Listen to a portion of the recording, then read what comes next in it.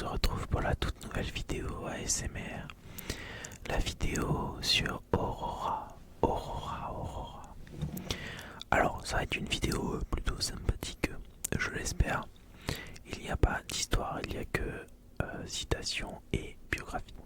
N'hésite pas à t'abonner, à lâcher un petit like si la vidéo t'a plu. Je te souhaite une très bonne nuit, une très bonne sieste. Allez, sur ce, on commence tout de suite par la citation. Je vois en même temps les royaumes matériels et spirituels. Cette fusion m'est propre, elle est magnifique. Ça a été dit par Aurora. Depuis sa naissance, Aurora a toujours été capable de passer du royaume spirituel au royaume matériel. Déterminée à étudier les habitants du royaume spirituel, elle a quitté son foyer pour se consacrer à ses recherches. En chemin, elle est tombée sur un demi-dieu devenu fou.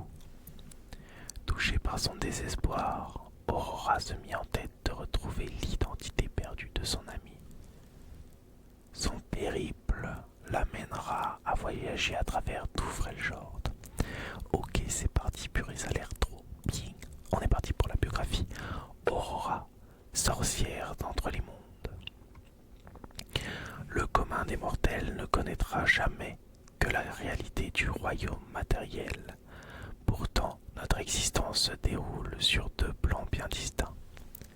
Le royaume spirituel existe bel et bien, parallèle au nôtre, et même s'il reste invisible pour la grande majorité, il regorge lui aussi de vie. Pourtant, dans les toundras gelées de Freljord, il existe une Vastaya qui vit un peu dans les deux mondes.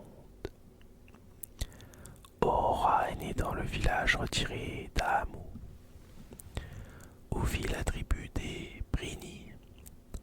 Durant toute son enfance, elle a arpenté un monde qu'elle seule appréciait, peuplé de créatures qu'elle seule pouvait voir. Bien qu'heureuse, elle se sentait isolée du reste de son village. Même ses parents ne la comprenaient pas. D'après eux, les amis d'Aurora n'étaient que le fruit de son imagination. Seule sa grande tante a vu l'écouter avec sincérité. Elle se réjouissait de ses histoires, l'encourageait dans ses passions et la poussait à se réjouir de ce qui la rendait unique. C'est ainsi qu'Aurora se découvrit et qu'elle commença à profiter de sa propre compagnie. En vieillissant, Aurora comprit que ses amis étaient loin d'être imaginaires. Depuis tout ce temps, elle côtoyait des esprits. Elle était la seule à voir ce monde magique et coloré, car seuls ses yeux pouvaient percer le voile qui sépare le monde des mortels et celui des esprits. Elle est donc appliquée à documenter méticuleusement ce monde. Elle a étudié les esprits d'Aamu dans l'espoir de pouvoir un jour expliquer aux autres le monde tel qu'elle le percevait. Avec le temps, de nouveaux esprits finirent par arriver à Aamu. Parmi eux, certains semblaient différents. Ces esprits fous s'étaient perdus et étaient devenus féroces quand des affaires mortelles avaient rompu l'équilibre des deux mondes. En se penchant davantage sur ce phénomène, Aurora découvrit qu'elle pouvait aider ces esprits à rentrer chez eux en trouvant la source de leur douleur. C'était loin d'être un travail facile, mais Aurora savait désormais quel était son destin.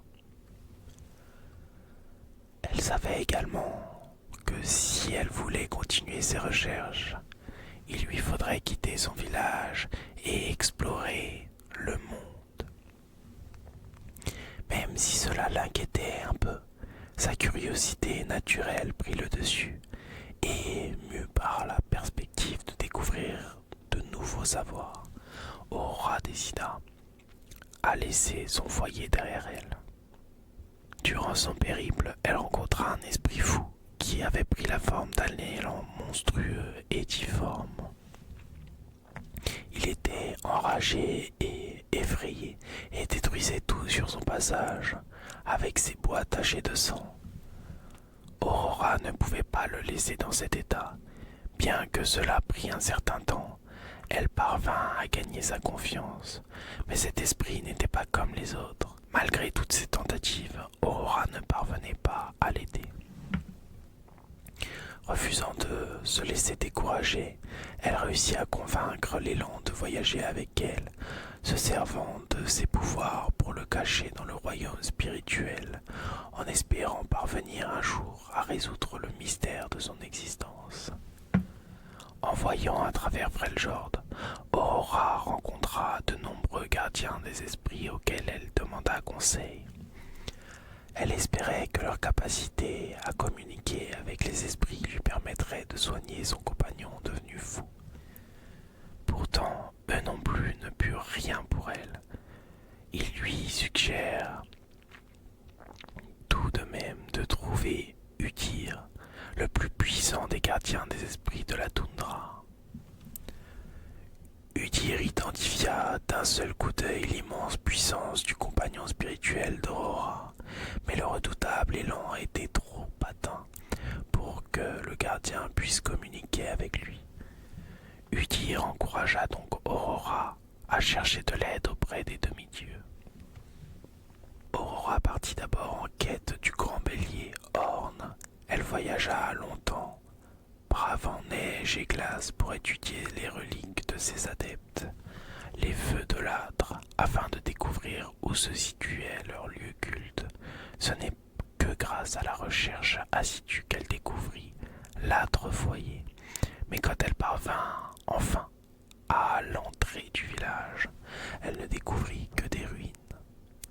Toutefois, Aurora savait que les apparences pouvaient être trompeuses.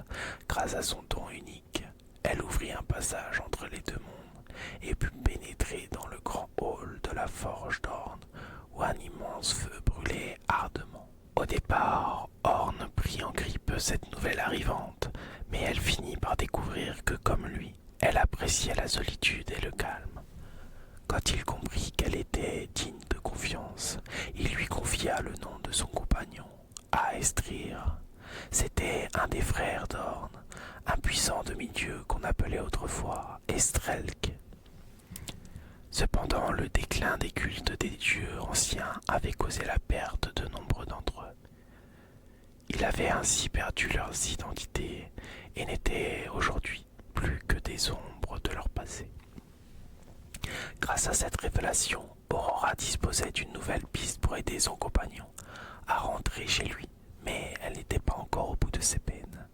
Orne lui apprit l'existence d'Ijarn, le cryophénix, qui guide et protège la terre en perpétuant le cycle de naissance, de vie et de mort.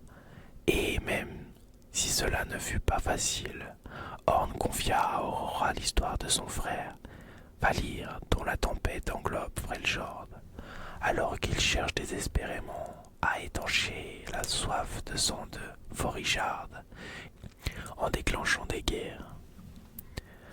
Aurora convainc que ces demi-dieux pourraient soigner Estrelk, prit congé d'Orne et de l'âtre foyer. Aujourd'hui, elle passe d'un royaume à l'autre, en parcourant les étendues gelées de sa terre natale, toujours à la recherche d'un nouveau savoir. Et voilà la team, j'espère que cette petite histoire vous aura plu. L'histoire d'Aurora. Je vous souhaite une très bonne nuit, une très bonne sieste. Je vous fais de gros bisous. Sur ce, on se retrouve très très vite.